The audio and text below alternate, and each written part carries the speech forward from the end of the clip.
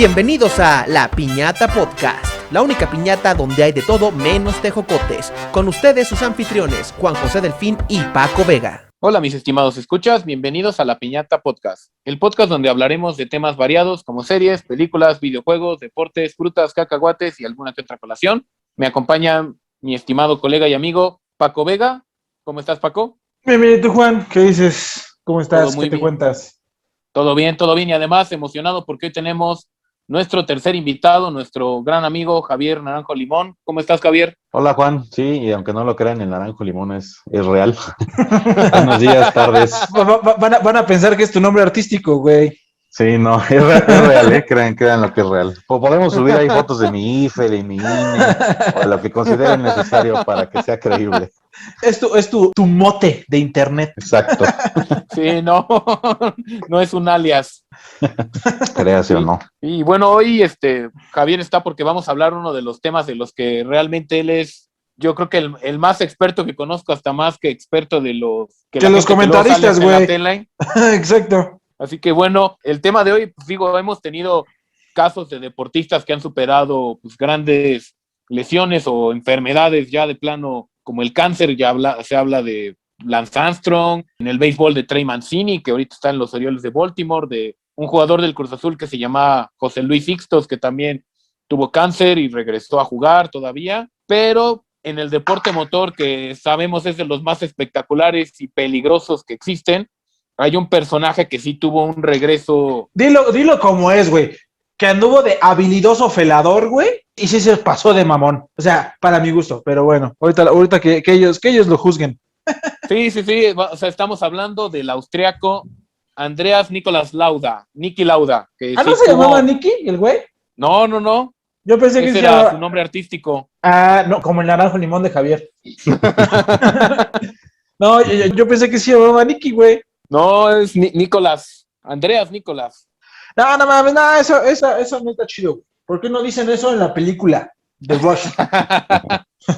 Sí, como sabemos, o sea, la historia, digo, yo no la he visto, pero ¿qué es? ¿Es más la historia de Hunt o la historia de Lauda o de los dos? Es la historia, o sea, no es una película biográfica. Bueno, ahorita que me corrige Javier, según, o sea, yo como como la vi, no es una película biográfica, es como una película de el pedo y el pique que traían estos dos cabrones. Sí, de hecho, la película como tal se enfoca en una parte nada más de lo que es la vida de Niki Lauda, pero a lo mejor sí, pues es la parte de su vida más famosa, que es el pleito grande que tuvo con James Hunt. Obviamente, pues en la misma temporada en donde sufrió su accidente. Ya después tuvo igual una muy buena rivalidad con Prost, pero la película sí se enfoca solamente en esa parte y obviamente... Pero pues con Prost... Es un aspecto muy hollywoodense, ¿no? No que no sea realista, pero sí, obviamente hay cosas que los tienen que hacer pues, ver más interesantes, o sea, porque como no decíamos, una película. Exacto, como decíamos hace rato, ¿no? O sea, bueno, como decíamos hace unos días de recursos literarios. Bueno, recursos para meterle drama al pedo. Sí, correcto. Que justo, o sea, esa película, como dice Javier, se enfoca en nada más en el campeonato de 1976. Ajá. Y de cómo llegan Hunt. Bueno, te lo dan muy rápido, de cómo llegan Hunt y Lauda a correr para Fórmula 1. Ok. Bueno, aquí ya entrando un poco más, digo, vamos a hablar de un poquitito así, ahí sí va a ser una embarradita apenas de James Hunt, porque este episodio está más dedicado a Niki Lauda. Como ya dije, Andreas Nicolas Lauda, él nació en Viena, en Austria, el 22 de febrero de 1949, en el seno de una familia acomodada. Fue educado para ser hombre de negocios, sin embargo, en 1968, él decidió ser piloto de Fórmula 1 contra la voluntad de su familia. Sí, de hecho, ahí me gustaría comentarte, Juan, que de hecho dice el mito, y ya después él lo admitió, que la riqueza que tenía el abuelo quedó apalabrada ahí junto con una póliza de seguro para financiar estos primeros sueños de ser piloto. Y ya después, en algún punto de su carrera, le preguntaron qué opinaba de esto, y la verdad es que sí dijo, pues miren, la verdad es que no debía de haber funcionado, pero pues el resto es historia, ¿no? En su momento sí me arriesgué de más, y afortunadamente las cartas jugaron a su favor, pero pues no lo hagan, casi, ¿no? O sea, una pregunta, ¿sí es cierto como lo ponen en la película? O sea, que lo ponen así como bien pinche genio para los business así, o la neta no. Pues tenía una mentalidad muy, muy particular. De hecho, él desde un inicio le llamaban la computadora por la forma de calcular todo. No, digamos que no actuaba sin calcular. tanto en la pista como afuera de la pista. Como dicen por acá, no daba piso sin guarache, güey. Ándale. Y siempre le dijeron pues, que tenía una honestidad brutal y su ética de trabajo que se llamaba el no nonsense. O sea, nada de... Pues, De mamadas. Bullshit. Cero bullshit. Aquí las cosas son como son. Nada La de choro. información es lo que viene en números y con eso nos guiamos y con eso tomamos decisiones, ¿no? Entonces ¿Qué? sí, pues podría trasladarse a una personalidad de ese estilo. Que Ok. a lo mejor y podríamos ya centrar que a lo mejor ya tenía algún trastorno o algún espectro ese güey, ¿no? Digo, no soy psiquiatra ni nada, pero a lo mejor podría tener ahí ciertos rasgos limítrofes por ahí, ¿no? O sea, por eso de que sea tan estructurado, de que no, o sea, de que sea súper honesto, sí, pues a lo mejor, digo, lo hemos visto en diferentes personajes, digo, uno de los citando a Sheldon, digo que Sheldon es un ejemplo muy, muy burdo, digo que a lo mejor puede ser algún tipo de autismo, ¿no? O incluso en la serie esta de Good Doctor, o sea, que también hay una honestidad brutal, a lo mejor Nick Leoda pudo haber sido autista. Pues digo, a lo mejor sí sería un poco entrar en conjeturas. Yo más Sí, bien creo sí, que exacto. es una personalidad común entre los pilotos de Fórmula 1. Güey, pues es que son bien, bueno, según yo son mamones, güey, según yo. Viene con parte del trabajo. De Pues sí, entrada, o sea... alguien que no sea frío, pues no se sube uno de esos, ¿no? Sí, De no, entrada, pues, entonces, es como, bueno, digo, yo la verdad no soy experto en automovilismo, yo solo sé que los coches funcionan con gasolina y me llevan a donde yo quiero ir, pero, pero o sea, es lo que retratan justo en esta película, y justo según yo, en esa época donde este güey corría, era súper peligroso el deporte, porque pues no tenían, la única protección que tenían, según yo, era su traje, y pues traían el tanque de gasolina en la espalda, o sea, siendo que a la fecha ha ido mejorando muchísimo la seguridad en las carreras, pero sí era súper peligroso. Bueno, sigue siendo súper peligroso, pero yo creo que más en esa época.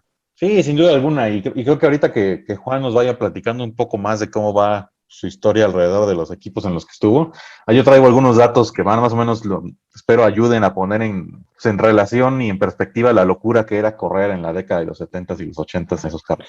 Sí, igual Sí. si algún psiquiatra, psicólogo nos está escuchando, pues estaría bien saber la opinión de qué opinan de este personaje, el buen Nick Lauda, para ver si no dije pura estupidez. Entonces, por así decirlo, Niki Lauda hipotecó los terrenos del abuelo para empezar a correr. Prácticamente. Hijo de su madre. Digo, no sé, era... Bueno, es un ejemplo que podemos ver en muchas ocasiones en la actualidad. Eso sigue pasando un chorro. Digo, obviamente no tienes una fortuna por ser político y economista, pero mucha gente empeña hasta los calzones. Pues sí, hubo mucha gente que a lo mejor sí empeña todo para dar el moche para ser futbolista, que es, digo, lo famoso aquí en México. Oye, pero era igual de caro como es ahorita en esa época, o sea, para ser piloto de Fórmula 1, porque según yo ahorita para ser piloto de Fórmula 1, pues sí es como desde chiquitos, ¿no? O sea, que te vayan formando y que te vayan, o sea, que vayas haciendo carrera, o era más fácil en los 70s. No, la verdad es que siempre ha sido difícil. O sea, ahorita a lo mejor es más difícil por la alta tecnología que tiene un Fórmula 1 moderno. Pero pues desde un inicio, y la verdad es que yo sé que hay muchos esfuerzos de hacerlo un deporte más inclusivo y demás, pero desafortunadamente, pues viene intrínseco en el deporte el hecho de que sea caro, porque necesitas un coche para correr, y pues no todos tienen un coche, y necesitas equipo y patrocinadores y viajar por el mundo.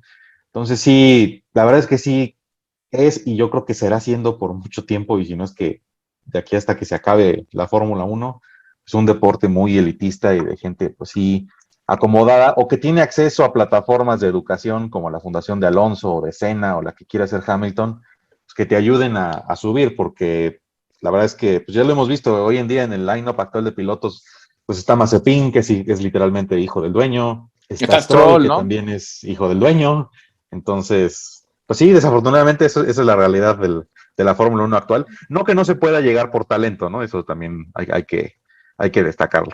Ok. Sí, pero Y yo bueno, creo que ha de ser más fácil ser futbolista que piloto de Fórmula 1. también Pues porque hay más espacios, o sea, Bueno, sí. una plantilla. No hay fuerzas equipos. básicas de Red Bull.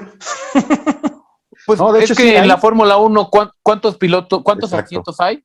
20. Son 20. O sea, y ya son todos. O sea, ya es todo. O sea, solamente hay 20 lugares para todo el mundo. ¿Es correcto? Pudiera haber más, pero actualmente solamente hay pues 10 escuderías, entonces son 20 pilotos. Okay. Aunque cada escudería tiene, digo, a lo mejor estoy saliéndome un poquito el tema, pero cada escudería entonces tiene 2 pilotos. Sí, correcto. Por eso, ¿quién es el que corre con el checo? ¿No? Max Verstappen. Ah, Sí. ¿Es el que está loco, ese güey? Pues todos tienen su dosis, ¿no? Pero No, pues, pero hay uno, pero muy aventado. Ajá, pero hay uno que hace un chorro de, o sea, el otro día estaba viendo un meme de unos que les ponen como unos parachoques de esos naranjas y todos los pasan en zigzag y un güey que los pasa así chocándoles a todos. Pero no me acuerdo quién era. Sí, no, ahí te fallo. Entonces voy a buscar ese meme, a ver si lo encuentro antes de que salga el episodio y lo mando. Pero bueno, Niki Lauda comenzó a correr en la Fórmula B y después corrió en la Fórmula 2 europea con el equipo Match, tras conseguir un préstamo bancario, ya vimos que hipotecando los terrenos del abuelo, y comenzó a correr en Fórmula 1 con el equipo Match en el 1971, en donde obtuvo muy poco éxito, creo que eran los equipos que no eran tan buenos. Después comenzó a correr con el equipo BRM en 1974, y este es un punto clave de su carrera porque ahí coincidió con el piloto Clay Regazzoni. Justo era lo que quería preguntar. O sea, aquí en la película te lo ponen como que este vato llegó y les dijo, aquí tengo un chingo de lana y les pago para que me metan en su equipo. ¿Eso sí fue así? Sí, de hecho, hay un poco, bueno, obviamente en la película está exagerado, pero lo que él hizo fue prácticamente blofear un poco de lo que era su patrocinador hasta que llegó a BRM en 1973. Y ahí en BRM, cortesía del Gran Premio de Mónaco, en donde le dio muy buena batalla a los dos Ferraris, fue que se puso en el mapa de Enzo Ferrari, y después del Gran Premio de Mónaco, que desafortunadamente pues no terminó por temas de mecánicos con la caja de velocidades, pero pues fue suficiente su actuación de estar pues peleando con las dos Ferraris, no dejándolos rebasar, etcétera, para que Enzo y en su momento el team principal de Ferrari le dijera, oye, necesito que vengas a Maranello el fin de semana, vamos a probar, y pues el resto es historia, ¿no? Ya el siguiente año ya entró con Ferrari en 1974. O sea, aquí sí estaba vivo don Enzo Ferrari. Sí, todavía. Uy, y aquí, yo lo que leí un poco es que también fue mucho a recomendación de este piloto Regazzoni. O sea, ¿qué tanto fue? Sí, también fue cierto que lo recomendó Regazzoni. Sí, la verdad es que creo que impresionó a todos en Mónaco. O sea, la verdad es que obviamente pues, ninguno de los aquí presentes lo vivimos ni no podemos hacer nada más que verlo en YouTube, pero sí tiene fama esa carrera de que dijeron, oye, Niki es alguien, ¿no? Hay que ponerle atención. Y siendo realistas, BRM en su momento ya era un coche que traían, no era pues, precisamente competente, ya era un coche viejo de temporadas pasadas, y pues hacer el brinco de BRM a Ferrari, pues solamente habla de alguien que tiene mucho talento. Oye, eso también era una duda que yo traía, a lo mejor es saliéndome un poquito del tema específico de Niki Lauda, pero ahí, de nuevo, las únicas referencias que yo traigo de Niki Lauda son de la película con Thor, entonces voy a estar hablando mucho de esa película. Entonces, los coches sí eran diferentes, o sea, digamos que no era como en Mario Kart, o sea, que dependiendo del coche que tuvieras, las posibilidades de ganar que tenías. Sí, la verdad es que o sea, la Fórmula 1 y la FIA, que es el organismo que la regula, solamente define una serie de reglas que obviamente han venido cambiando durante los años. De hecho, el siguiente año, 2022, es el siguiente gran cambio de reglas, a ver cómo va. Pero finalmente los pilotos, y más bien los equipos, tienen la libertad de diseñar cualquier cosa que quieran dentro del marco legal de las reglas, ¿no? O sea, sí cada equipo tenía sus formas. Incluso en la década de los 70, que era donde empezaba Niki su carrera, el line-up de motores era muy diferente de lo que hay hoy en día. Hoy en día solamente se permiten un tipo de motor, y en los 70 había desde 3 litros naturalmente aspirados hasta los 1.5 litros turbo, que fueron los que marcaron esa época, ¿no? Ya ahorita más adelante les explicaré más de esos motores. O sea, entonces ahorita digamos que todos los motores Fórmula 1 de la actualidad traen el mismo motor. No son el mismo motor, solamente hay 3 fabricantes de motores actuales en la Fórmula 1, pero todos tienen que seguir la misma lógica de ser 1.6 litros en B, con 2 formas de regeneración de electricidad a través de los frenos traseros y del turbocargador, y lo meten a través de un tren de potencia híbrido de motor de alrededor de 1000 caballos de fuerza de combustión de gasolina, y lo que le llaman el MGUK, que es justo esa plataforma de generación de potencia eléctrica. Sí, claro, obviamente, ya sabía, güey. Oye, despacio, cerebrito. Bueno, como ya comentaba, o sea, Lauda entró al equipo de Ferrari y gracias al apoyo técnico de Lauda, el equipo Ferrari resurgió en esta década de los 70, debutó con un segundo puesto en el Gran Premio de Argentina y en su cuarta carrera logró su primera victoria, dando fin a 2 años sin victorias para el equipo de Ferrari. Oye, pero ahí, entonces, fue Regazzoni el que metió a Lauda a Ferrari. Regazzoni lo recomendó con Enzo y comentó Javier Sayá, Enzo, que lo probó y todo, dijo, va, este güey. Es que en la película, como yo lo entendí, fue al revés. Lauda recomendó a Regazzoni. Más que recomendarlo, como que eran el paquete completo. O sea, Hay como un que... poco de Hollywood del asunto. Ajá, exacto. Ajá, entonces creo que es una de las diferencias de la vida real a como pasa en la película. Como que era tan bueno el Lauda que se daba el lujo de que se daba el a su lujo, compañero. ajá, y de poner condiciones.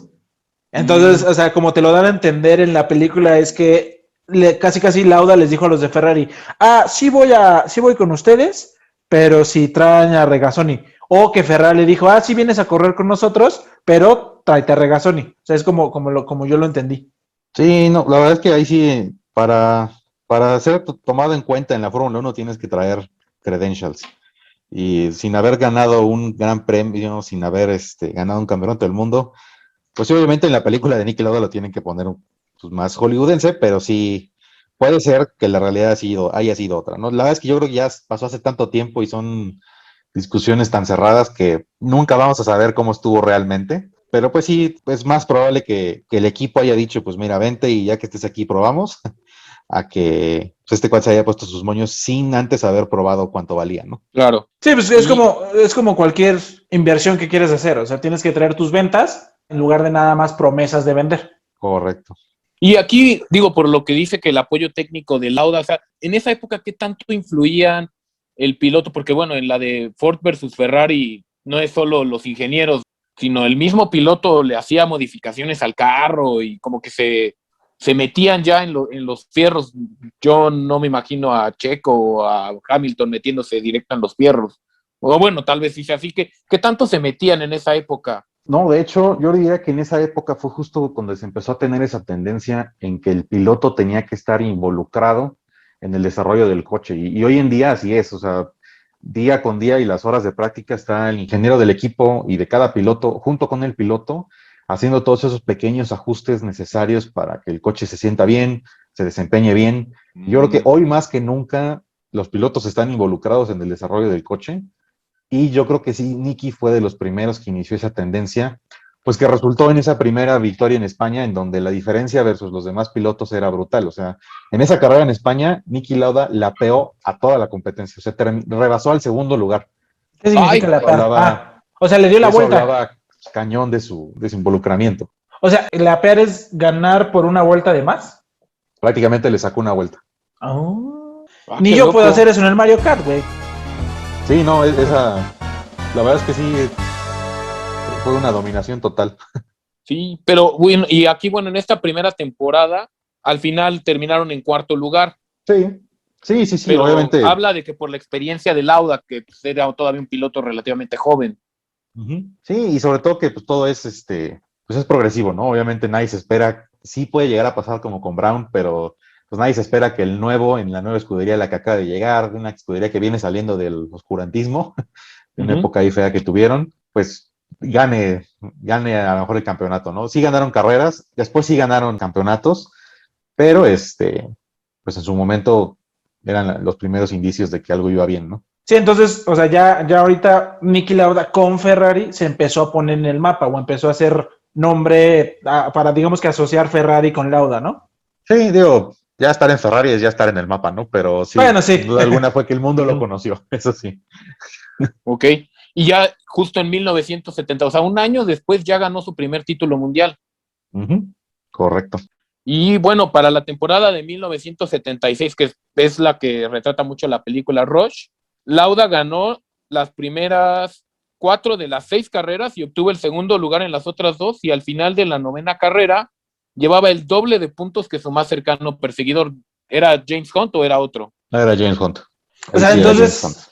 No, entonces, o sea, el güey sí, o sea, sí estaba cabrón. Sí, de hecho, justo un año antes de la carrera en Alemania, que fue el accidente, Niki Lauda fue el primero que le dio la vuelta al Nürburgring, que es una de las pistas más famosas en el mundo. ¿Por qué es una de las más famosas? Porque es de las más difíciles, son alrededor de 20 kilómetros con entre 87 y 100 curvas, depende a quién le preguntes. Si este cuate fue el primero que lo hizo abajo de los 7 minutos, ¿no? Hizo 6 minutos 58 segundos, que hoy en día todavía sigue siendo una locura. El primer coche de calle que logró bajar de los 7 minutos fue en 2014. Pues imagínate la diferencia que hay de 40 años y este cuate ya estaba corriéndolo abajo de 7 minutos, ¿no? Que justo en esa pista es donde se accidentó. Correcto. Después de ahí un relajo en donde él mismo dijo que las condiciones no eran las adecuadas. Pues al final de cuentas sí fue correcto, ¿no? Uno de los días más horribles. Que ahí caemos, digo, regresando a la película, que, o sea, eso de la votación que hicieron, ¿sí pasó? Sí, eso sí. Ah. Entonces ahí a lo mejor su personalidad le jugó una jugada, porque él tenía razón. O sea, él tenía razón de que algo iba a pasar, pero pues nadie, o sea, simplemente por el hecho de que no les caía bien, a lo mejor, no votaron Pues a su favor. O porque, o porque no veían los riesgos los otros pilotos como tal. O sea, porque nada más querían correr. Siempre hay una línea delgada entre lo que es el negocio y lo que es el show. Obviamente la Fórmula 1 es una competencia, es un campeonato, a los pilotos les interesa ganarlo, pero también hay dinero, pues de la gente que va, pues en su momento había transmisiones, pero pues también está esa parte. De hecho, hoy en la mañana, el día que estamos grabando esto, pasó que justamente las condiciones de pista no eran las adecuadas para correr en Spa y desafortunadamente un piloto ahí tuvo un accidente bastante horrible, está bien y todo, pero pues sí habla justo de este tipo de cosas, ¿no? ¿En qué punto tenemos que dejar de hacerle un show y preocuparnos en la seguridad de los pilotos, que hoy en día sí es la prioridad, afortunadamente, pero en el pasado, pues hasta Bernie Eccleston tuvo ahí momentos en donde decía hay que hacerlo más peligroso para que sea más entretenido. Entonces, como si fuera un coliseo romano. Sí, fuera de tiempo, ¿no? Esto ya no sucede. Los ponían a pelear con leones. Ahí los ponían a pelear con leones antes de llegar al podio. Exacto. Mi nombre es Máximo Décimo Meridio. Pues bueno, como ya hablamos, en esta pista, en la Nürburgring, perdón, mi alemán no está en forma. Si quieres, también se le dice el infierno verde, entonces si quieres puedes referirte así.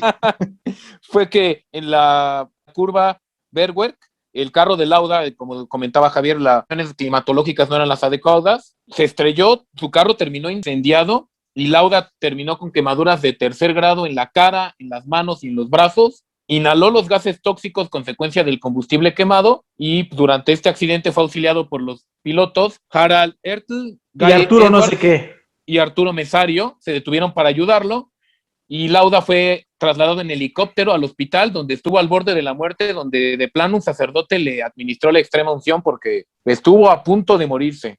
Que justo lo que yo estaba leyendo es que hubo uno de estos que dijiste que llegó y que no pudo, o sea, según, no sé si fue Arturo Mesario quien que llegó y se estrelló contra él porque no se pudo detener y él estuvo bien y se bajó, o sea, después de estrellarse se bajó y lo ayudó, pero no me acuerdo quién de todos, no sé si tú sepas, Javier. No, la verdad es que no, ahí sí el detalle no lo tengo, pero sí alguien se estrelló con él mientras incendiaba.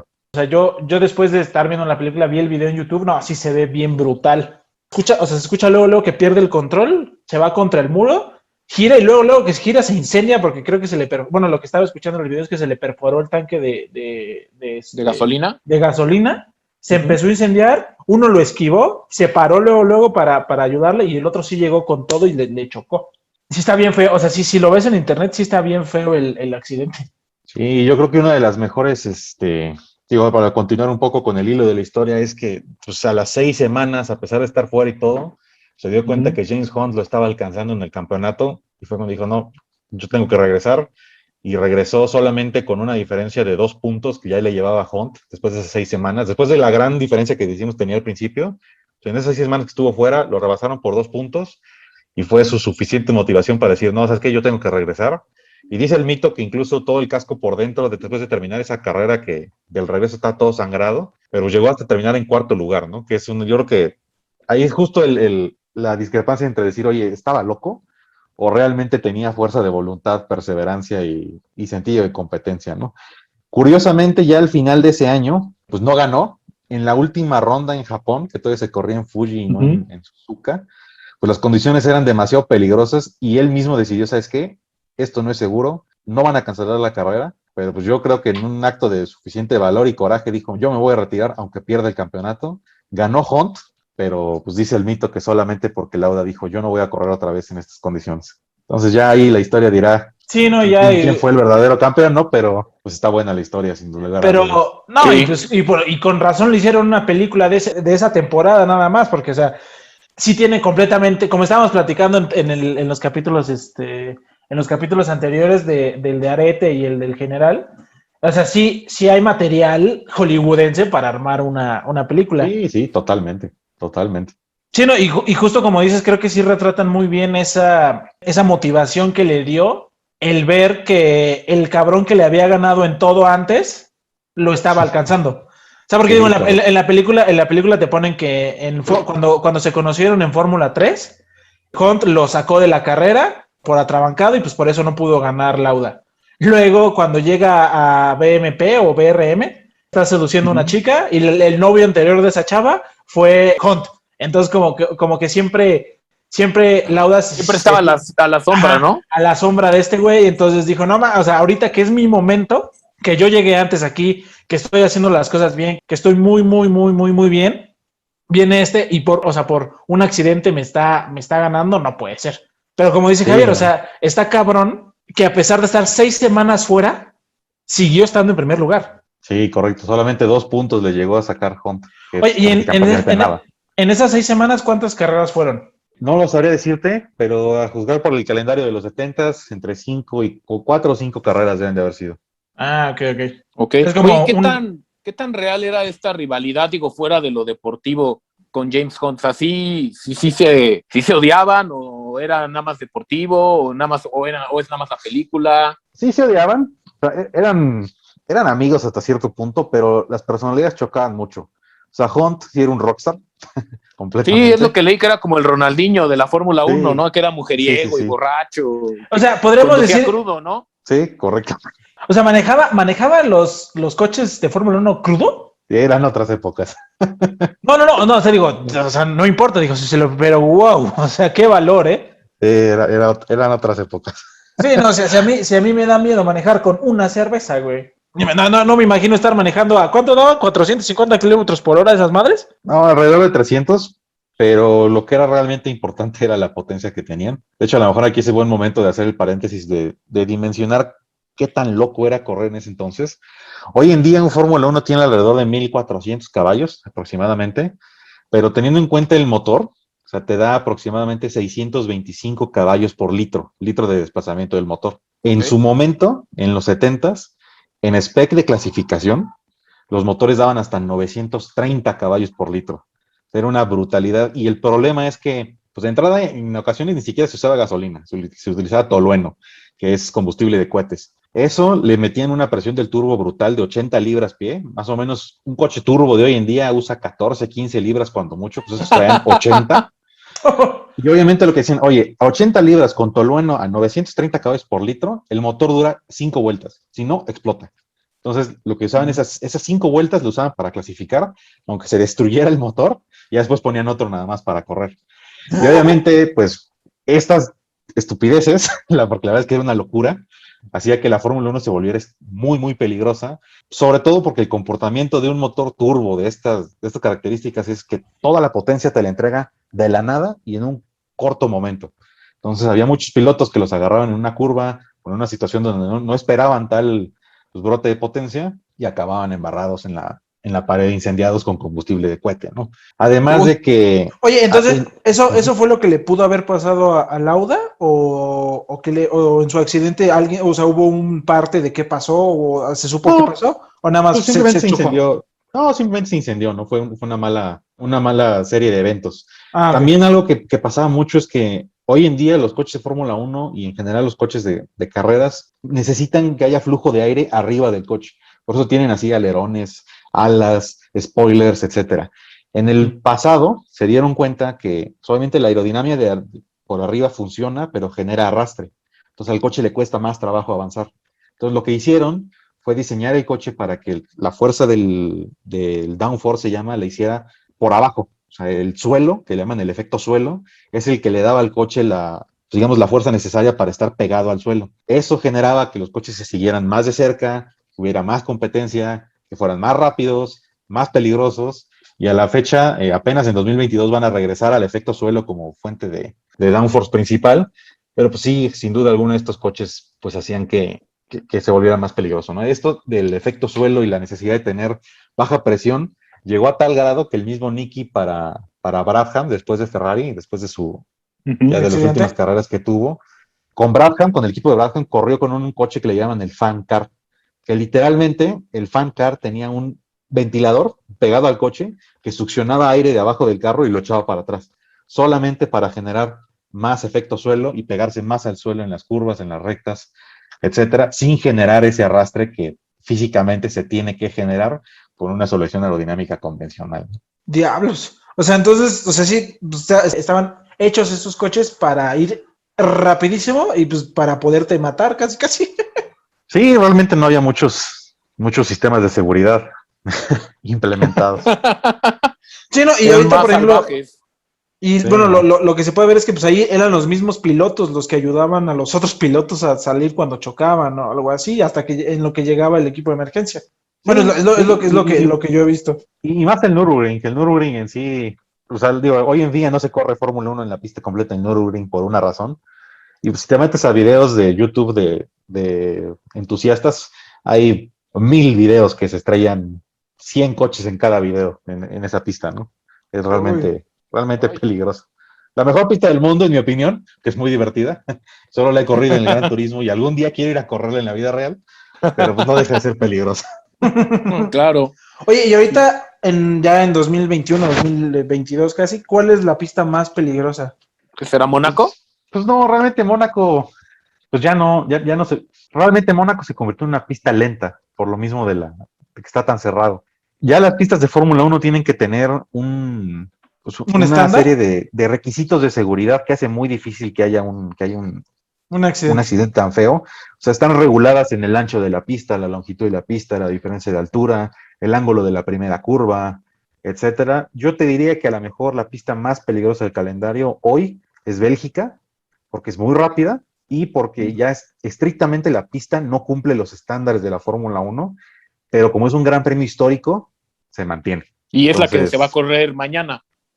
es la que se va a correr mañana, en la que hoy en la mañana se estrelló Lando Norris y en la que el día de ayer la serie W tuvo un accidente bastante horrible, que afortunadamente fue saldo blanco, pero hace 2, 3 años, no me acuerdo exactamente en qué año, también en esa misma curva se mató Hubert en una carrera de Fórmula 2, ¿no? Entonces, la Fórmula 1 sigue siendo peligrosa, pero justamente ahí está la prueba de que hoy en día, pues, con Sí, simplemente una diferencia de 3 años, hoy en la mañana se estrelló alguien muy similar a como se estrelló Hubert y no pasó nada. Y hace 3 años, pues desafortunadamente no fue el caso, ¿no? es que a lo mejor digo, a lo mejor suena muy crudo y frío de mi parte, pero pues estas fatalidades que han ido pasando a través de los años, los han ido ayudando a mejorar la seguridad de los coches. Sí, Por correcto. eso de agregar el halo. Según yo, lo que estaba viendo es que la física del halo, que a lo mejor puede ser más en las conclusiones, o sea, la física del halo que les ponen es una cosa impresionante. Sí, prácticamente aguanta un camión, el Lalo. Ay, Sí, hay una demostración en donde le pasan un camión por encima y no se dobla, ni se rompe, ni se astilla, ni nada. Que wow. justo fue lo que salvó a un piloto, bueno, de nuevo no tengo nombres, discúlpame Sergio, otra vez, porque no tengo nombres, digo, veo los videos y no me acuerdo. Según yo, chocó contra la barrera y le pasó la barrera por encima y no lo degolló gracias al halo. Sí, pues Román Grosjean, yo te diría que uno de los accidentes modernos que más se parecen al del Lauda, justo es el de Román Grosjean, y sin duda alguna yo creo que en los 70s pues, no lo hubiera contado, ¿no? Hoy en día pues sí la contó por el traje aislante, por el halo, por la disponibilidad rápida de los equipos de emergencia, pero pues sí, antes era otra historia, ¿no? Claro. Y bueno, lo que me comentabas regresando a esta temporada de 1976, esta decisión de de retirarse del Gran Premio de Japón no solo le costó a Lauda pues, el título de ese año, sino la buena relación que tenía con el equipo Ferrari, que pues, sí, ellos seguro perdieron muchísimo dinero. Sí, que después al siguiente año ganó para Ferrari, pero sí, Ajá. sin duda alguna en su momento las relaciones deben de haberse visto pues tensas, ¿no? Sobre todo que el siguiente año, en el 77, el coche no era el más rápido, pero Uh-huh. por esa forma de trabajar de él que tenía de ser consistente, de ganar puntos en todas las carreras, aunque no ganara, pues fue que se convirtió justo en esta temporada en el mayor ganador de Ferrari en la historia en su momento. Ya después vinieron otros, pero en su momento, justo en el 77, se convirtió en ese mayor ganador con Ferrari, cosa que le ganó en el 77, ganó el título y todavía faltaban 2 carreras para que terminara la temporada y ya no había manera de que alguien se lo arrebatara. Es como, bueno, a lo mejor iba a decir una barbaridad, pero es como algunos campeonatos de Hamilton en la actualidad. O sea, que me acuerdo que alguna vez estábamos platicando que decíamos que ya, o sea, que ya aunque perdiera en algún momento, que perdiera todas las carreras en último lugar después de esa, ya no le podían quitar el primer lugar. Sí, correcto. Justo pasó eso. Qué Oye, loco. pero ahorita hablando de lo que la relación con Ferrari, pues ahí es donde te pones a pensar realmente qué le importa a la empresa. Si a la empresa le importa el dinero o la integridad de su piloto. Está como muy turbio esa parte para mí. Sí, pues sí, era una compañía italiana en los 70s. Bueno, sí, O sea, eso dice todo.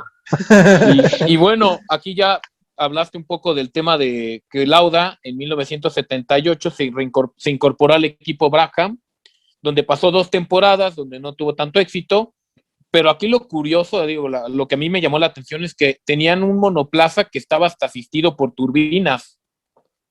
Sí, es justo ese ventilador que te comentaba, que después lo banearon, se hizo ahí un desastre. Andretti decía que le aventaba piedras en la cara, etcétera. Pero sí, fue una tecnología que prohibieron y una innovación que tuvo Brabham, cortesía de Gordon Murray, que era el diseñador en su momento, que de hecho a la fecha, pues después esa tecnología existió en el Chaparral y Gordon Murray es el diseñador del McLaren F1. Y hoy en día, hace 2-3 años, sacó Gordon Murray su primer coche propio, por decirlo de alguna manera, y tiene la tecnología del ventilador que traía el Fan Car de su momento, ¿no? ¿El coche de Murray es de Fórmula 1 o es de uso para la calle? Pues de uso para la calle después de $3 millones, pero de uso para la calle. Bueno, o sea, sí, ya. Sí. Sí. Entonces, bueno, aquí estuvo 2 años. En el 79 solo pudo terminar 2 carreras debido a que su coche tenía muy poca fiabilidad, sobre todo que por su nuevo motor. O sea, solo acumuló 4 puntos. Y en toda la, o sea, acumuló 4 puntos toda la temporada. En toda la temporada. Uy. Y bueno, ya al final del Gran Premio de Canadá le informó al propietario de la escudería que deseaba retirarse para dedicarse a tiempo completo a una compañía de vuelos charter que se llamaba Lauda Air. Él fundó la empresa. Sí. De nuevo, regresando a la película, justo aquí mencionan que a él le gustaba pilotear porque era súper estructurado, tenías que seguir las reglas, tenías que hacer todo como lo indicaban digamos que pues, los mandatos de los manuales de vuelo y todo eso, y que eso le ayudaba mucho a las carreras. Sí, tal vez unos años antes, en el siglo XIX, hubiera sido militar por este gusto o artillero, ¿no? Por ese gusto de las reglas, ¿no? Sí, o sea, posiblemente sí. Y sí, pues, bueno, ajá. Y, o sea, qué impresionante que 2 personalidades tan diferentes como, digo, ahorita regresando a la de Hunt, que como decían era un rockstar que le gustaba, bueno, no le gustaba, pero que manejaba crew y todo eso, y otra persona completamente estructurada y así, tuvieran casi los mismos resultados. Entonces, para mí yo creo que sí influye mucho tu personalidad en el éxito que puedas tener en lo que hagas, extrapolándolo a otras situaciones de la vida, no solo a correr coches. Sí, o sea, hemos tenido a lo mejor personalidades parecidas, no sé, tal vez alguien como Lauda pudo haber sido un Rafa Márquez o un Hugo Sánchez y un Hunt, pues un Cuauhtémoc Blanco que también jugaba crudo y todo eso. Pero bueno, también se ve, no sé cuántos campeonatos habrá ganado Hunt, si solo ese, o qué tanto éxito tuvo Hunt. Según la película, después de ese ya no corrió nada y se dedicó a ser comentarista y murió bien joven. Pero no sé si lo que dice en la película es cierto, Javier, digo que se retiró ya después de ganar ese. Sí, si nada más ganó uno, demostró lo que tenía que demostrar y dijo, ya, me voy. Sí, solo ganó un campeonato y sí se murió a los 45 años. 92, 93, no recuerdo, por ahí. Sí, o sea, si él vivió desenfrenado, eso que vivió, lo vivió a tope. Pues creo que cuando era comentarista llegaba descalzo en una bicicleta. Sí, pero bueno, Lauda no solo terminó esto en 1978, sino en 1982 regresó a la Fórmula 1 después de una exitosa prueba con McLaren, donde logró convencer al patrocinador principal de que todavía era capaz de ganar, cuando en su tercera carrera logró ganar el premio de Long Beach. Y en 1984 logró su tercer campeonato mundial con una victoria de solo medio punto sobre su compañero Alain Proust, que nos comentaba Javier que también tuvo una rivalidad así deportiva con él. Sí, justo en 84 hay dos momentos interesantes. Uno es que ganó el Gran Premio de Austria, que era su gran premio pues natal, y todo parecía que no iba a acabar, pero cuando iba regresando a los pits para retirar el coche por una falla mecánica, se dio cuenta que pudiera ver el escenario en que terminara la carrera solamente en tercera y quinta, y la terminó, y aparte ganó. Y después, ya la última carrera de la temporada, como bien lo dijiste, pues Lauda pues necesitaba un segundo lugar. Un error en prácticas hizo que arrancara desde el lugar 11. Todo parecía perdido, pero pues Prost pelea por el primer lugar. Nigel Mansell, que también venía ganando y peleando con Prost, trompeó, quedó fuera. Y esto hizo que después de la gran carga que tuvo Niki desde el lugar 11 hasta el lugar 3, pues ahora que sale Nigel Mansell, Niki quedó en segundo lugar y pues le ganó por el margen más pequeño de la historia hasta el día de hoy, de 0.5 puntos por el sistema que usaban en ese momento, y sí terminó con la frase, y ahí está hasta grabado en video, que dice, pues this is the toughest guy to beat as far as I know, and this championship is the most important to me because of that. O sea, ¿qué quiere decir? Que sí, Prost fue el piloto que más trabajo me costó ganarle, y por eso es que este campeonato, que resultó ser el último en su carrera, pues fue el más importante en su momento, y él dijo, el siguiente gran campeón va a ser Alan Prost, y pues el siguiente campeón fue Alan Prost. Oh, qué cool. O sea, además está padre esta historia de que regresa, o sea, como Michael Jordan, que regresó de su retiro del básquetbol, igual acá que regresó de su retiro de la Fórmula 1 a ganar, eso es impresionante. O sea, para mí está cañón. Pues, sí, no, o sea, podemos decir que el vato tenía talento. No, incluso ya en 85, ya la última temporada, o de las últimas temporadas, ya fue pues, su última victoria de las 25 que tuvo en Fórmula 1.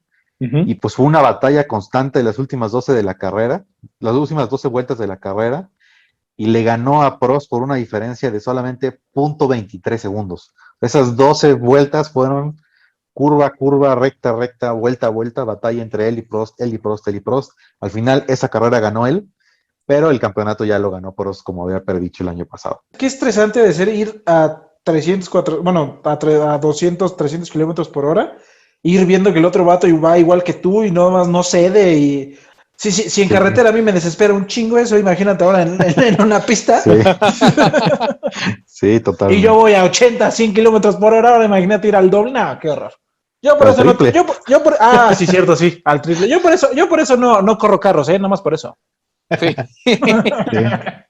Y bueno, ya hablando, pues, que Lauda, como comentábamos, Lauda se caracterizó siempre por una aproximación inteligente que minimizaba los riesgos y maximizaba los resultados, y se le considera uno de los pilotos más concienzudos, como que era la eficiencia andante, ¿no? Y bueno, ya después de su vida ya como piloto, en 1993 regresó a Ferrari como asesor técnico, y su primer consejo fue contratar al piloto alemán Michael Schumacher, que fue contratado en 1996. Y bueno, Javier nos podrá decir un poco más de lo que es Schumacher para la Fórmula 1, ¿no? ¿Schumacher es el que ahorita está en coma? No, ya salió. Ahorita está corriendo su hijo, y de hecho justo hoy se cumple un aniversario de su primera carrera con Ferrari. De hecho, en el Gran Premio de Bélgica, Mick Schumacher va a salir con un casco conmemorativo justo por su papá. Entonces, fíjate que quedó bien este capítulo de grabarlo hoy, porque estamos aquí en fechas importantes, ¿no? Y después de ese tiempo con Ferrari, en donde dicen, oye, pues ¿a quién recomendó? Pues a nada más que al heptacampeón con Ferrari, que hasta el momento sigue siendo el único que comparte con Hamilton esos 7 títulos mundiales. Y pues muestra de que este cuate sabía lo que estaba haciendo, es que él fue el que tuvo la llamada final de convencer a Hamilton de que se cambiara a Mercedes. Entonces, este cuate es responsable de haber contratado a Schumacher en Ferrari y a Hamilton en Mercedes. ¿En serio? Los 2 heptacampeones más grandes que ha tenido la Fórmula 1, pues este cuate estaba atrás de la decisión. La mente maestra. Exacto. No, pues fue justo, o sea, sí, claro que sabe lo que hace, güey. O sea, y aparte, eso te da todavía más currículum, ¿estás de acuerdo? O sea, Sí, poder llegar, o sea, así ya con cualquier escudería, así, ¿de qué quieres trabajar? Quiero trabajar de administrador de un Oxxo y lo voy a volver el mejor Oxxo del mundo. O sea, sí. Es como un poco el caso de Franz Beckenbauer, que ganó pues, la Champions como jugador, y después ganó el Mundial como jugador, como entrenador también. Pero bueno, o sea, y además él ganó mundial como jugador y uno como entrenador, pero pues acá ser el artífice de tantos títulos, uno con Schumacher y el otro con Hamilton, o sea, es otro rollo. Yo creo que yo no conozco a alguien que esté detrás de tantos títulos.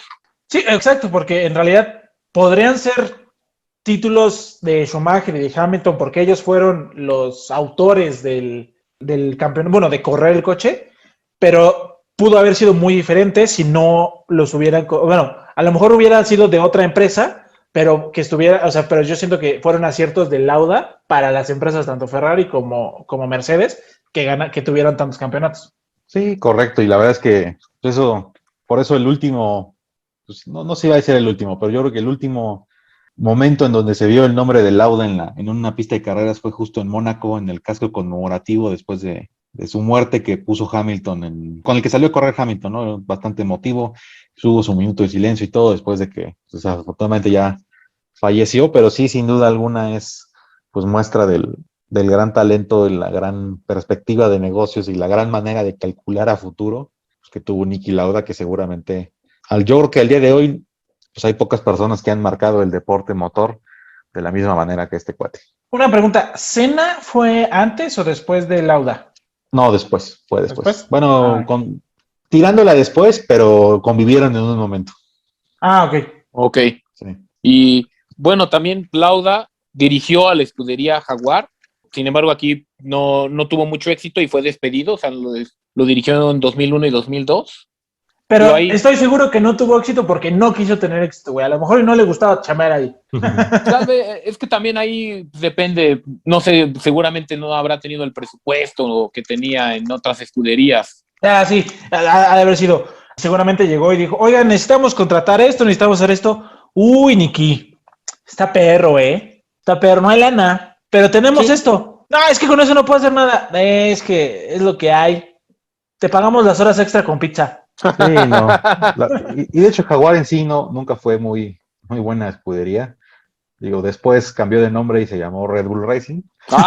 Ya después sí hizo algo esta escudería, pero la verdad es que sí, justo necesitó un overhaul masivo que pues, ni el mismo Niki pudo hacer, ¿no? Ya tuvo que cambiar de nombre, de directivos, de edificios, de gente, etcétera. Prácticamente eso de decir que Red Bull Racing era Jaguar está un poco jalado de los pelos. O sea, tuvo que ser otra marca completamente distinta. Sí, realmente no. Tuvo que renacer. O sea, completamente. Sí, o sea, prácticamente fueron otros dueños, ¿no? Sí, otros dueños. Como los cuervos como el Manchester City. negros de Nuevo Toledo. Ándale, los cuervos negros salvajes de Nuevo Toledo. Sí, los cuervos negros salvajes de Nuevo Toledo en San Luis. Mira, y aquí dice un googlazo rápido, Paco, para no quedar con la duda. Justo Senna y Niki Lauda convivieron en las últimas 2 temporadas de Niki. Ah, ok. Senna entró en 83 y pues Lauda salió en 85. O sea, le tocó el campeonato mundial último de Lauda. De Niki, ajá. Uh-huh. O sea, perdió contra Lauda. El último fue 84, el penúltimo fue 84, que fue el que ganó, y luego 85 ya no ganó. Que ganó Prost. El último que tuvo en la carrera, que ganó Prost, justo. Porque digo, yo que soy completamente ajeno al deporte de la Fórmula 1, pues los nombres que más me suenan son, como dices, Schumacher, Andretti, Senna y Lauda. O sea, son los Exacto. Que como son como que alguien poser de la Fórmula 1 puede ubicar. Sí. Yo te diré que incluso a Niki Lauda yo lo conocí porque no vi la película, pero por el tráiler de la película de Rush. Yo no sabía, yo conocía a Senna, conocía a Schumacher, a Hamilton, a Rosberg. Y Alonso. Y creía que Adrián Fernández estaba ahí, pero sé que Adrián Fernández no estaba ahí. Hay uno que se apellida Alonso, ¿no? ¿Fernando Alonso? Sí, ¿no? Fernando Alonso. Sí, Fernando Alonso. Sí, entonces esos son los que yo conozco, siendo alguien completamente ajeno al deporte. Pues sí. Y bueno, Niki Lauda también tuvo su vida empresarial.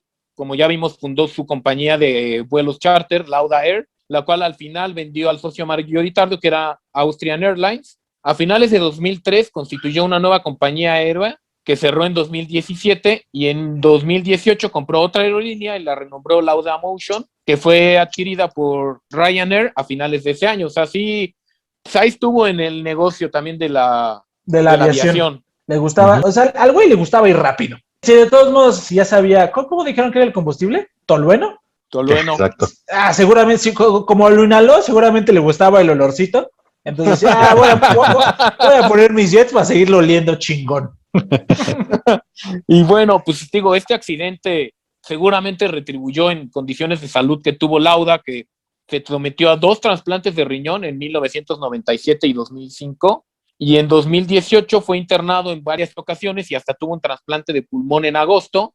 Y bueno, en 2019 fue otra vez internado por una infección y en los últimos días de su vida fue sometido a diálisis renal antes de su muerte el 20 de mayo de 2019. O sea, sí, ese accidente, pues un accidente así, sí te Pues marca sí, de por vida tu no, y salud. obviamente, sí, claro, Sí. y obviamente te deja, incluso hasta el tratamiento, porque lo que estaba viendo es que le hicieron aspiraciones pulmonares, o sea, que le metían un tubo y le sacaban como toda la porquería y todas las cicatrices y fluidos que salían de sus pulmones por el mismo accidente.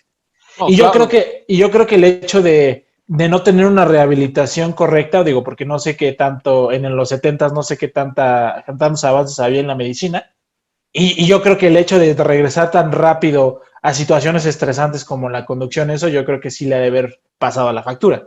Que Sí, aún así además, vivió un chorro. O sí, sea, pues más que Hunt. ajá, bueno, güey, eso, o sea, mucho, casi el doble que Hunt. Sí, yo también lo que leí es que él seguía, pues estuvo quemado, tuvo cicatrices toda su vida porque no le funcionaron los trasplantes de piel, su cuerpo rechazó los trasplantes de piel. Y cagado porque era su misma piel. Según lo que leí, le quitaron un pedazo de piel del muslo y se lo pusieron en la cara. Pero no sé si para todos los lugares quemados le pusieron los mismos del mismo. Uh-huh. Además, o sea, es impresionante que quemado las manos, que de tercer grado, que me imagino que la sensibilidad la ha de haber perdido horrible, haya podido seguir corriendo. O sea, eso es. Uh-huh. Imagínate el Está cañón. dolor.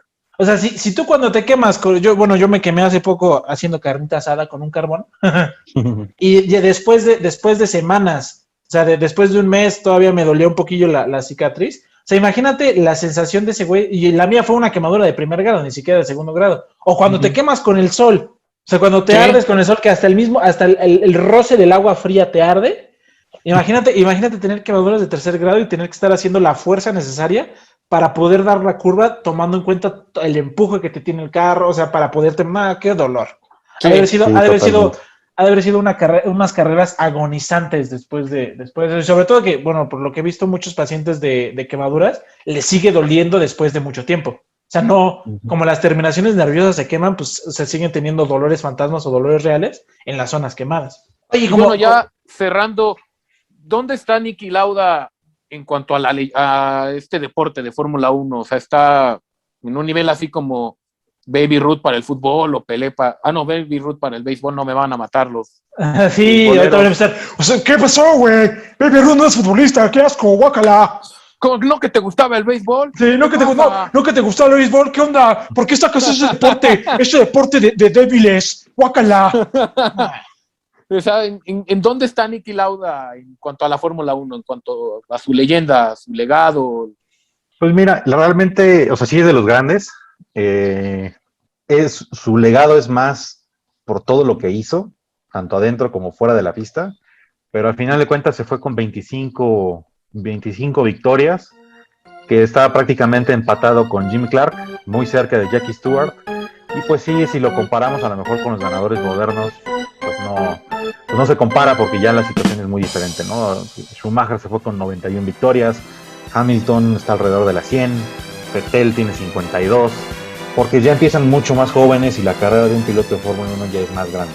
Entonces, en su momento, pues sí, Niki Lauda fue de los más grandes, sigue siendo de los más grandes, pero si ves solamente el número, pues tú dirías, pues como que no se ve que esté tan arriba en la tabla, no creo que es el número 9 o el número 10, por ahí debe de andar. Pues no quiere decir eso, sino que realmente para su momento, pues sí fue pues, el equivalente a Vettel a lo mejor de hoy en día, o a Hamilton de hoy en día, nada más que pues antes era diferente el deporte. Pues son casi 50 años de diferencia. Sí, exacto. Pero entonces, ahora sí como siguiendo la tradición de la piñata, ¿qué aprendieron de este capítulo? Pues bueno, yo aprendí que la fuerza de voluntad yo creo que es tu mejor arma, ¿no? Tal vez Lauda, no sabemos si es el mejor piloto que ha tenido la Fórmula 1, pero tal vez sí es el que haya tenido la fuerza de voluntad más cañona por haberse recuperado tan rápido a volver a correr, como ya dijimos las condiciones que comentó Javier, a volver a correr después de su accidente, eso mis respetos. Yo la verdad creo que también hay que encontrar la motivación correcta para hacer lo que te gusta. O sea, porque siento que el vato a lo mejor se pudo haber dado por vencido diciendo, no, pues ya valí chosto, ya me voy a morir. Pero yo creo que enfocó sus energías en recuperarse utilizando la motivación que le estaba dándole ir perdiendo. No sé si me expliqué. O sea, como que para hacer algo tienes que buscar qué te motiva para hacerlo y qué te apasiona para seguir haciéndolo. Entonces creo que eso le ayudó un chorro a Nicky a poder salir más rápido de su situación precaria al borde de la muerte. Sí, querer es poder. Sí, justo creo que no hay, o sea, bueno, a lo mejor sí hay, ¿no? Muchos ejemplos, pero este es uno de los ejemplos más claros de querer es poder realizar las cosas. Y que, la neta, el que es bueno, güey, o sea. Sí, o sea, sí, así ya lo vimos que cuando le dieron el coche correcto, pues ganó. Y cuando tenía, y en McLaren. Exacto, o sea, el que es bueno. O sea, el que, como dicen, el que es perico en cualquier lugar es verde, o que el que es gallo en cualquier lugar canta. O sea, yo creo que aplicó la experiencia de Toretto al 100%. No es el carro, sino es el que conduce el carro. Nada, es que él nunca ganó una carrera de reversa con un motor explotando o saltando un tanque solamente porque tuvo fe. Sí. Pues bueno, Javier, ¿algún proyecto o algo que nos quisieras platicar? No, por el momento no. Espero en algún siguiente capítulo regresar con algún proyecto que contarles, pero por el momento aquí andamos cuando se ofrezca. Muchas gracias y ya saben, está abierto el micrófono para todos. Si que quieran hablar de un tema de su interés, son bienvenidos. Nada más nos pueden contactar mediante Facebook, mediante Twitter, mediante Instagram, ya saben, @lapiñata podcast. Sí, ya saben que estamos ahí abiertos a recomendaciones, abiertos a sugerencias, abiertos a hate también, si quieren, digo. Sí. Si hay haters, significa que estamos haciendo algo bien. Entonces, ya seguramente si hay hate van a decir, sí, pero la Fórmula 1 es un deporte bien caro. Ya sabemos que es un deporte caro, güey, pero te encanta andar de mamador. Entonces, sabemos que vas a traer tu gorra de Ferrari aunque no sepas ni siquiera cómo prenderlo. Sí, así es, y también pues, algo importante aquí es que la ciencia que está detrás de la Fórmula 1 no es lo mismo diseñar un carro que diseñar un balón. Sí, exacto, ahí tienes el Yabulani. Sí, o sea. Sí, no, y pues bueno, recuerden que siempre nos pueden escuchar, los domingos y nos pueden ver los miércoles en YouTube y en Spotify y en Instagram TV y en Facebook y donde nos quieran escuchar. Si no estamos, pues ya nos dicen, no te encontré aquí, pues ya le decimos, pues sí, ahí no estamos, rey. Entonces, Sí, si su plataforma de podcast favorito no está en Anchor, pues bueno, ahí sí, no hay forma, pero estamos en YouTube también gratis, entonces sí, y todavía no somos lo suficientemente famosos como para que alguien nos piratee. Entonces, recuerden que nos pueden encontrar legalmente en todos lados como @lapiñatapodcast. Estuvimos con nuestro buen amigo invitado Javier Naranjo Limón, sí, es nombre real. Yo fui Paco Vega. Yo soy Juan José Delfín. Recuerden que también todo el diseño gráfico del podcast fue hecho por Ana Fuentes y que también pueden escuchar a nuestros podcast hermanos, 3G Podcast, donde los gordos gruñones se quejan de temas que les molestan. En este episodio, bueno, en el momento en el que estamos grabando, se quejan del tema de la gente que escoge vacunas, que se anda vacunando en otras delegaciones o municipios. Por favor, no lo hagan, no sean horribles. Y si quieren escuchar algo más cool, más relax, pueden escuchar Subsonic Podcast, donde tenemos al buen Pedro, que también está en 3G, hablándoles de música, reseñando discos, y es bastante bueno, se los recomendamos mucho. Hablamos tanto del Pedro que ya nos vamos a tener que invitar, Juan, algún día. Ya al patrón que lo invite, pero no, más bien el Pedro no se ha dejado. No, pues güey, ya tiene 2 podcasts, se cotiza sí. ya es famosón. Es toda una celebridad dentro de Twitter. Exacto. Pero bueno, estimados escuchas, tengan muy buen día, tarde, noche, mañana, semana, mes, año. Si no, disfruten el que entra. Nos vemos. Cuídense mucho. Bye. Muchas gracias por escucharnos. Síguenos en Facebook, Twitter, Instagram y YouTube o en tu plataforma de podcast favorita. Subimos episodios nuevos todas las semanas. Recuerda que La Piñata Podcast es la única piñata en donde hay de todo menos tejocotes. ¡Hasta la próxima!